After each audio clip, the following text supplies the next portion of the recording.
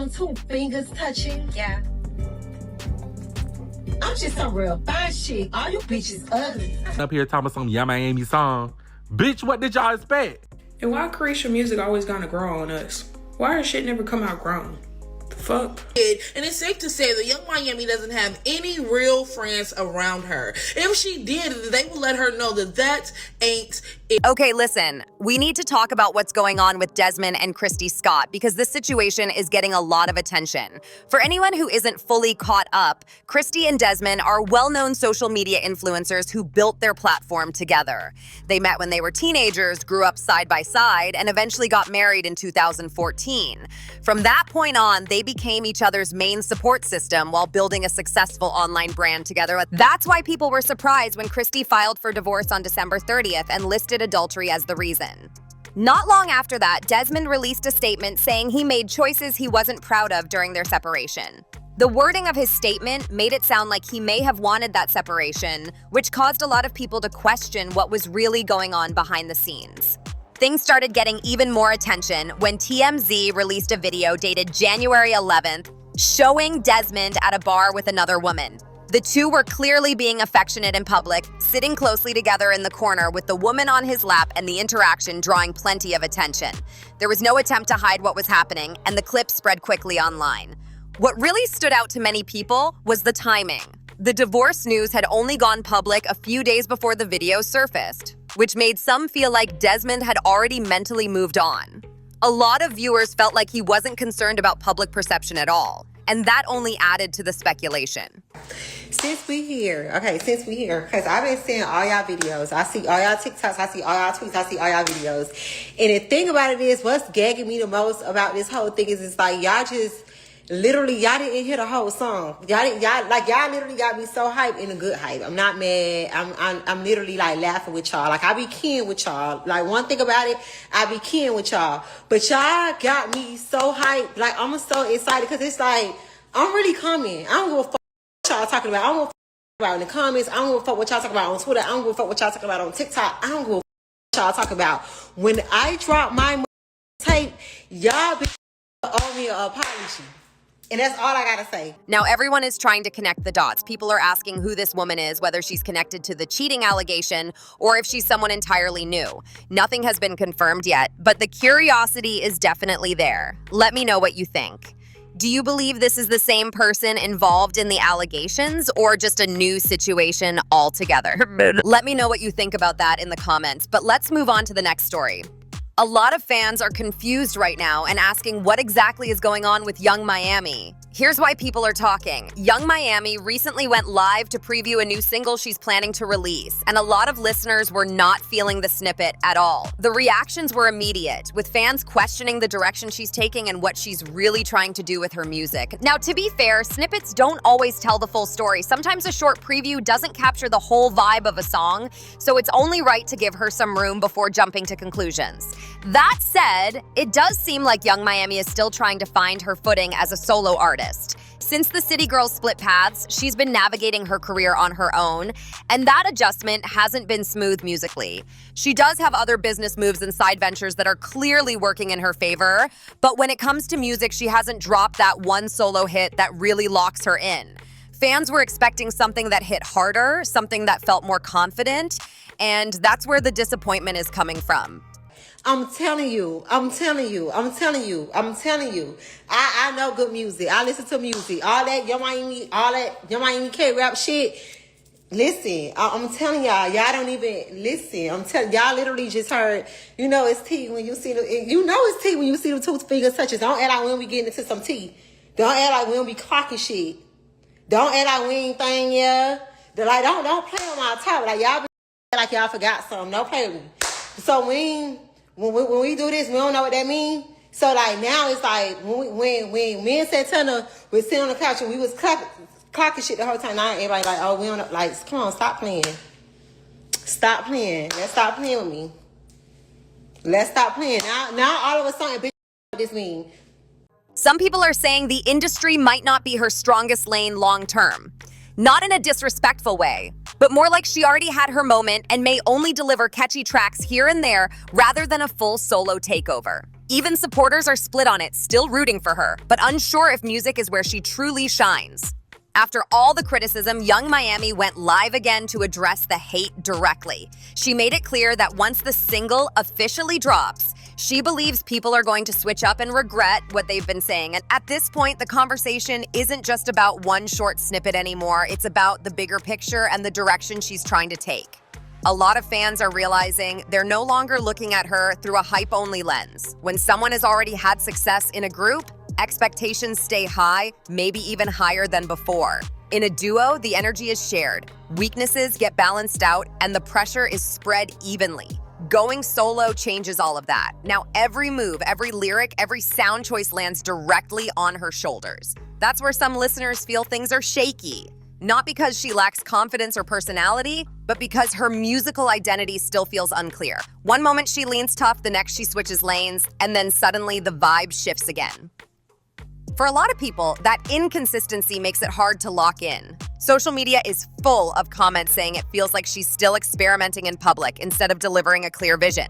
It's less about hate and more about disappointment from fans who expected a stronger, more defined solo presence by now. Another part of the discussion that keeps coming up is whether music even needs to be her main focus. She's clearly good at branding herself, staying relevant, and turning attention into business opportunities. Some supporters are saying her real strength has always been her personality, not necessarily chasing chart-topping records. And that's where the conversation gets uncomfortable for some people. Not everyone who came up through music is meant to stay locked into it forever. Maybe her lane isn't about dominating the charts, but about being visible, influential, and versatile. We don't know it like, hey, look at Shorty over there. Thank you. We don't know what that means no more. So now we heard a snippet and nobody don't know what this means. Okay.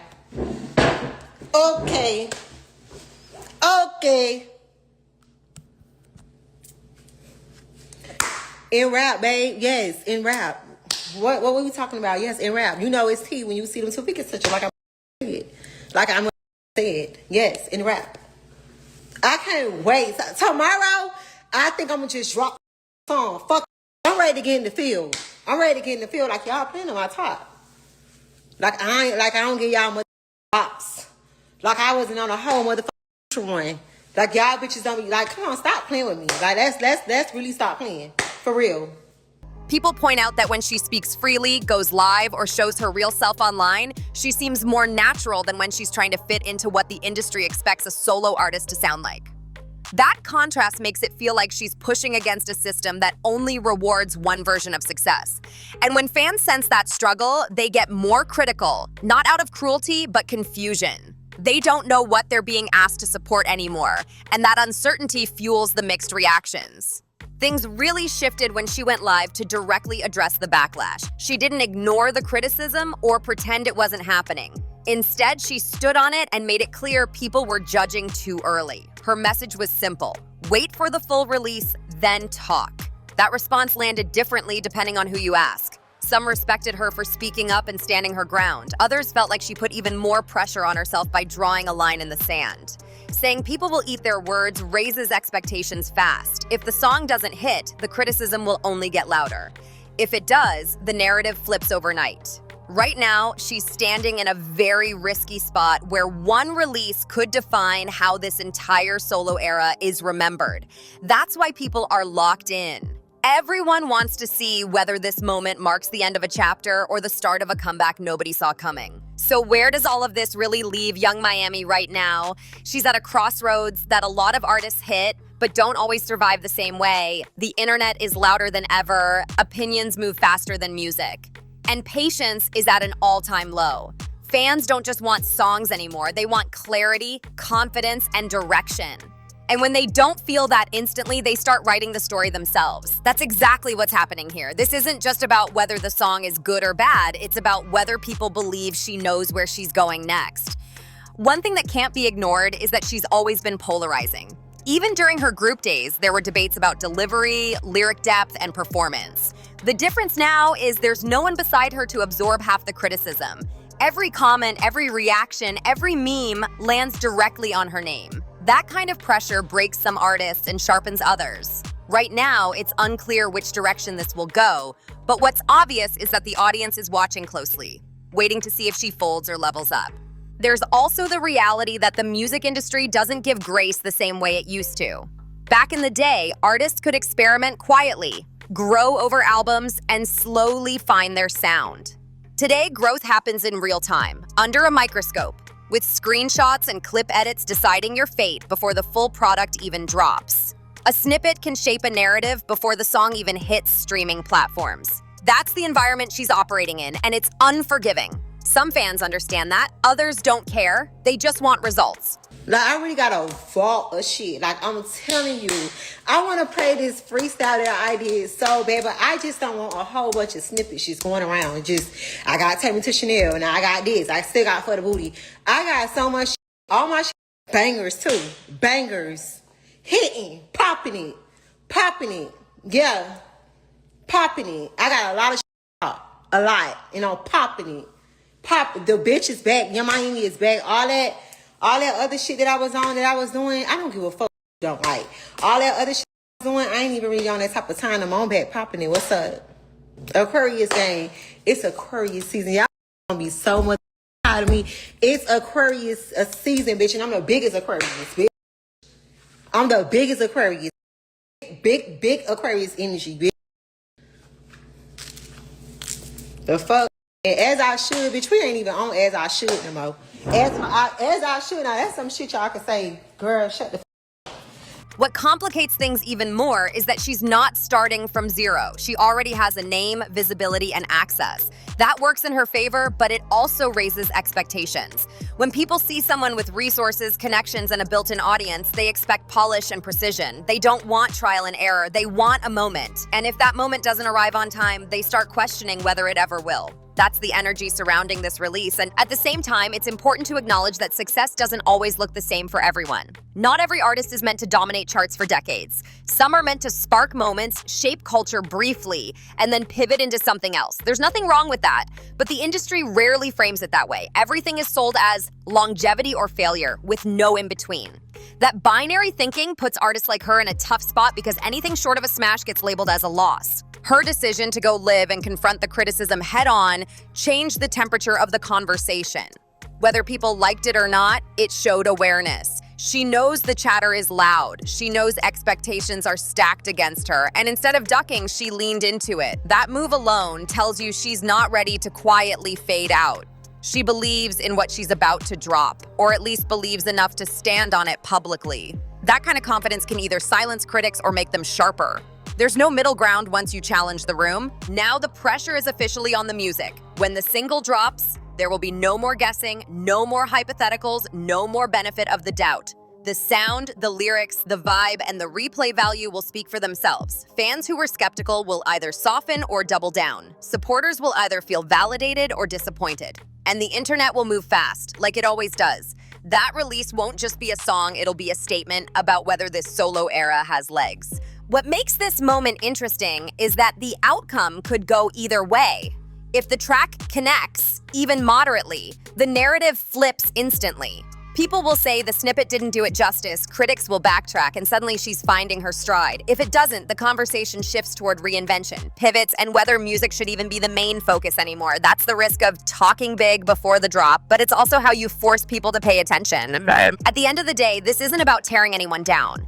It's about watching an artist navigate a tough transition in real time. Some will root for her, some will doubt her, and some will just enjoy the chaos from the sidelines. That's how the culture works now. And regardless of how you feel, this release is going to answer a lot of questions that have been hanging in the air for a while. So before you dip, make sure you smash that like button if you're riding with us, tap subscribe if you're a real one, and hit that notification bell so you don't miss a single messy update. Trust me, you're gonna wanna be here for the next video.